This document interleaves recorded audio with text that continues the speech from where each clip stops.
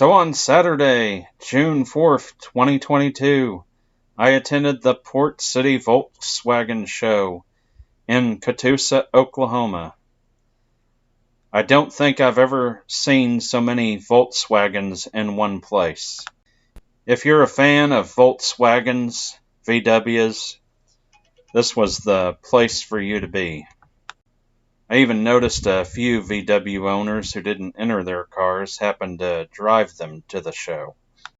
Maybe I should say I don't think I've ever seen so many old Volkswagens all in one place. You may be able to find more at the Volkswagen dealer, but they're not going to have classics like these. There's a Herbie replica, for example, one of the most famous VW bugs, at least it was back in the 70s. There were all kinds of VW Beetles at this show, including convertibles and hardtops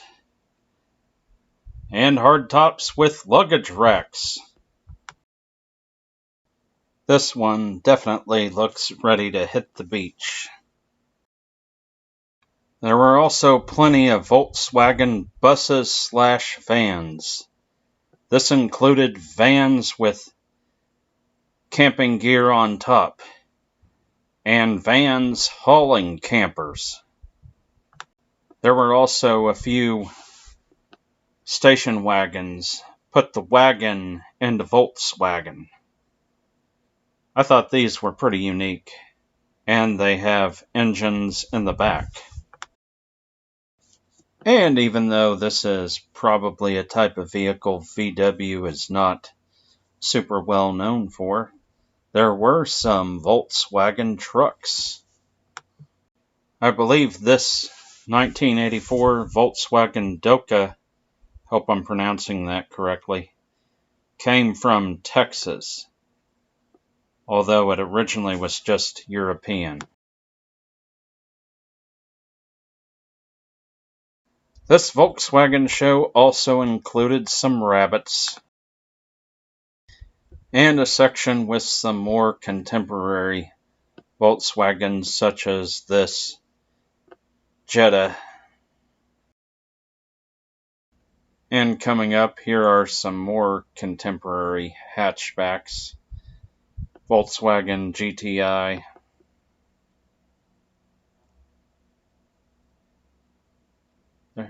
There's another more modern Volkswagen. And check out this sign in this person's trunk. Now, someone also brought a Porsche to this show, and they had a little hang tag in the mirror to justify it. Oh, and by the way, here is an old VW that was converted to look like a Porsche. It now identifies as a 1957 Porsche. There were some dune buggies, which of course start out as Volkswagen Beetles. And of course, being that this was a classic VW show, there were some Volkswagen Carmen Gias. I think this one is owned by Dan Threlkeld, a Tulsa area weatherman. And I happened to count at least 2 VW Things. Yes, that's what they were called, the Thing. Oh, and by the way, if you happen to see the same vehicle twice during my montage, it's only because I think it's a nice vehicle that's worth a second look, and it's not because I'm in a rush to edit this and get this done. Thank you. Let's go back to the vans/buses for a moment. These were the travel vehicles of choice for hippies crossing the country back in the late 60s. Now, the oldest ones of these vans/buses are going to have what's called the split window windshield. They have a little bar running down the center that splits the windshield into two pieces. Both of these examples have the split window windshield, so they may have actually been driven during that era. This van with the all-out, far-out tie-dye paint job is actually a 1971.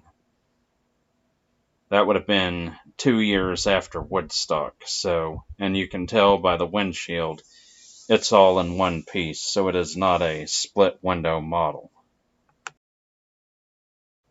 Also, this van with peace, love, and make love not war painted on it, it is not a split window model either. It's actually a one windshield model in the front. So not sure what year this one is, but it's obviously painted as a throwback style to the hippie era.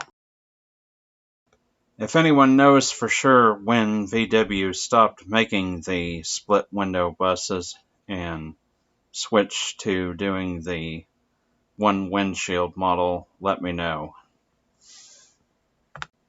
Just drop a line in the comments. Well, all in all, I thought this was a neat show with a lot of interesting vehicles, and I think I'll try to attend it again if they have it again.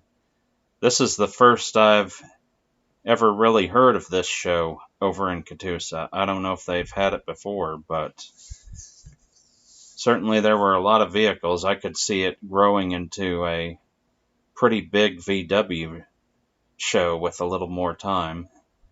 I mean, it was already pretty big for a car show in Catoosa anyway, so thank you for watching, and please click like and subscribe.